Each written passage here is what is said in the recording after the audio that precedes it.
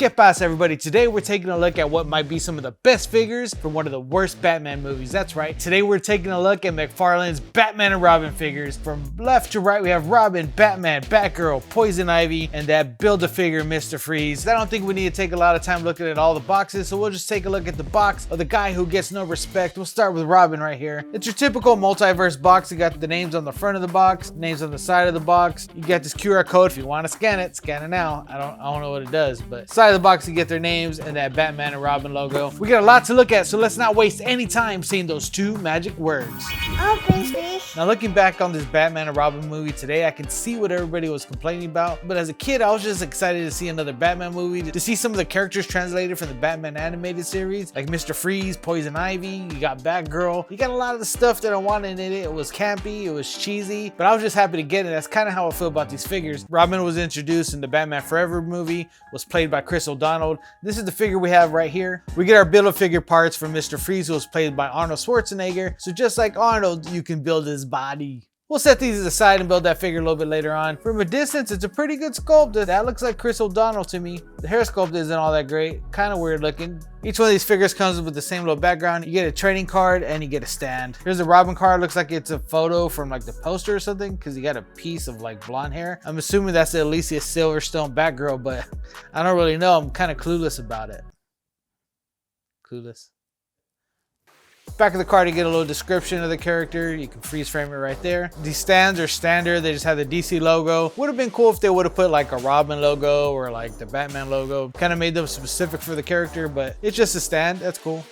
The Robin itself bears a good likeness to Chris O'Donnell. You know, from afar, it's good enough. The cape itself is a soft plastic. It's pliable, bendable. I don't know if I prefer cloth or this. I mean, this isn't really too bad. It just, you can't do much with it. It kind of flops around. But I think it's better than the usual hard McFarlane capes that come with all the other figures that they had. So it's definitely an improvement on McFarlane's part. The suit itself is pretty screen accurate. You get that red Robin logo up front that follows all the way down to the arms, which is pretty much what the costume looked like in the movie. And you get the nipples and sculpted abs. Way to go, Schumacher.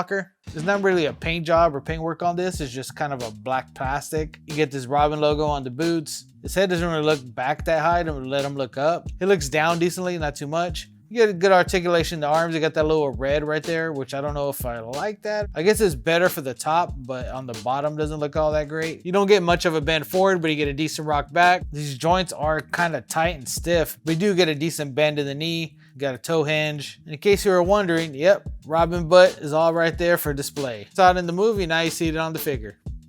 You get these little effects right here because Robin got frozen in the movie, so you place those effects on him like he just got shot by Mr. Freeze and he's getting frozen. The Poison Ivy Uma Thurman figure looks pretty awesome as well. She comes with this photo of Poison Ivy. On the back, you also get her little data there. You get the torso from Mr. Freeze with Poison Ivy, so you can build those pecs.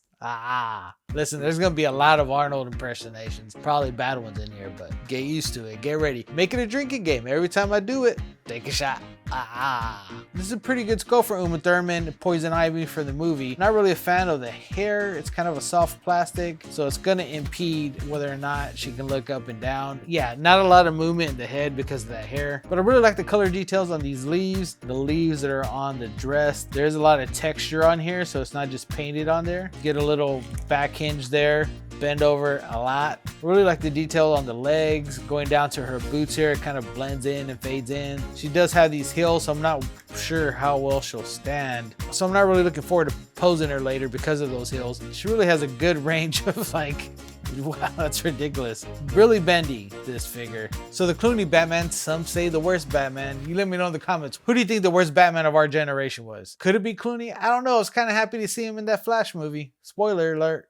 Should have said that before, but this Batman comes with his card. I think these are just photos from the poster. They kind of broke out the poster, put them in the card form. I would have just rather had a poster instead of these cards. You get the legs from Mr. Freeze with the Batman, and you get these two effects, which from the promo shots go on his arms. His hands are frozen, and he's punching with frozen fists. I don't remember that scene from the movie, but anyway. Now initially when I saw this Clooney Batman, I was like, I don't need another Clooney Batman. I got the Clooney Batman from that 6 movie pack that McFarlane put out. But taking a look at it, it's actually different from the actual figure that came with that one. This one actually looks like it's the suit from the end of the movie when they battle Mr. Freeze and all the frozen gear and stuff. Now I'm curious, are they going to make those outfits for the rest of these figures? Is Robin going to get that? Will Batgirl get that suit? I don't know. I kind of want them. Even down to the boots are different. It's a completely different suit. Wait, am I messing up? Is this a Kilmer Batman?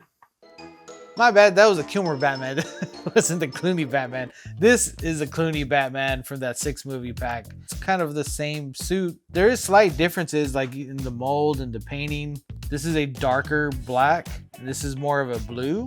You do get that soft cloth on this Batman.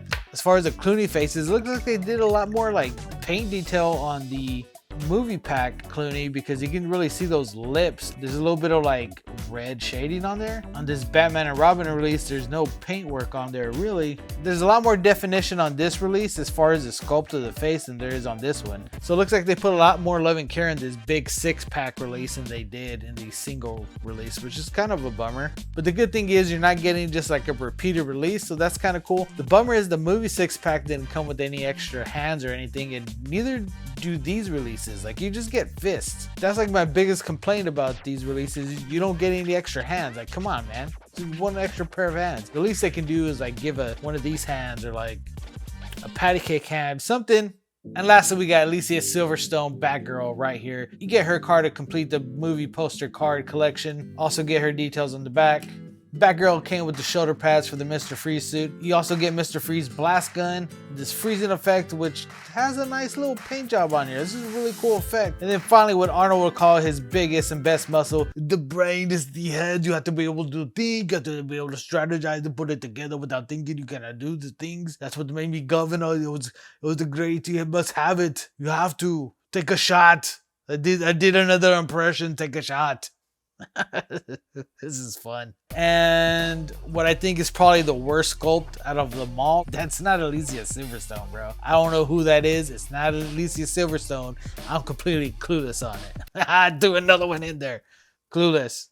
It's a good movie. Really liked it. Batgirl comes with this same soft plastic cape, but hers is a little bit more molded. She just like, you definitely can't do nothing with this cape. She has her hair here, so let's see how her articulation is. Non-existent. You can't move that head up at all. You can barely move her head down. I mean, the hair sculpt on here it's all right, but this is like a hard plastic. The face is just whack. It just is. Articulation, she can go back that far forward, so she has some bend in articulation on her waist. She can get back this far, but she also has those heels. I'm curious to see how she'll stand. I'll put it in the B-roll. We'll see. But what is cool is that the details on this suit is actually pretty cool. Kind of looks a little bit more like leather. You get a bat symbol right here up top above her cleavage, which is weird. See, there has some texture to it. There's some designs for bats along her arms. So all in all, not half bad. Let's go ahead and put Mr. Freeze together. All right, Mr. Freeze all put together, and I'll be honest with you guys, I'm kind of annoyed that we have to build this figure. Now, this blue is kind of light and the silver is kind of dull. It's definitely a weird choice as far as the color goes for this guy, but the sculpt on this face, I mean, it looks pretty good. It looks pretty good to me under these lights. It just doesn't look like Arnold 100%. I guess from a distance, it kind of looks like, oh, that's Arnold. I mean, it looks good. It's a good sculpt. It just doesn't look 100% like Arnold is all I'm saying. But the head sculpt is really cool. This clear plastic on the helmet you can see there. I only wish that this clear plastic for the helmet was kind of thrown throughout the body. I would prefer for this color to match the rest of the body, which it doesn't, because you have this like blue plastic, which is kind of a bummer. But the detail on here is pretty cool. It's a good sculpt. Could have used some paint. Could have used some line work, some detail on here. It just kind of seems like a bland, dull figure. It just seems dull. Like, he doesn't kick back that far. It is decent, you know? The arms come up as far as he can. He's a big, bulky guy, so I don't expect too much out of him. He can go back that far, go forward that far. Kind of a side... Oh my God. I guess they call it a builder figure because you got to keep building it and building it and building it and building it. Annoying. The flaps keep coming off. Can't really mess with it too much. That's the only thing about these being a builder figure part, is that they don't really stay in place too well. There you have it, guys. All this Batman and Robin wave put together. What do you guys think? Would you guys like to see an updated version of the suits, maybe from the end of the movie? I think that would be pretty cool. Like at least like a Batgirl, like with that helmet that she had on. I actually think that was a really cool look, even though she had it for like 5 seconds in the movie and then she threw it on the floor. Who's your favorite Batman? For me, it was the Michael Keaton 1989 Batman. If you want to see my review of the Mesco 1989 Batman, click this video right here. And if you want to see my review of the McFarlane Batman with Batmobile, click this video right here. Appreciate you guys. See you next time.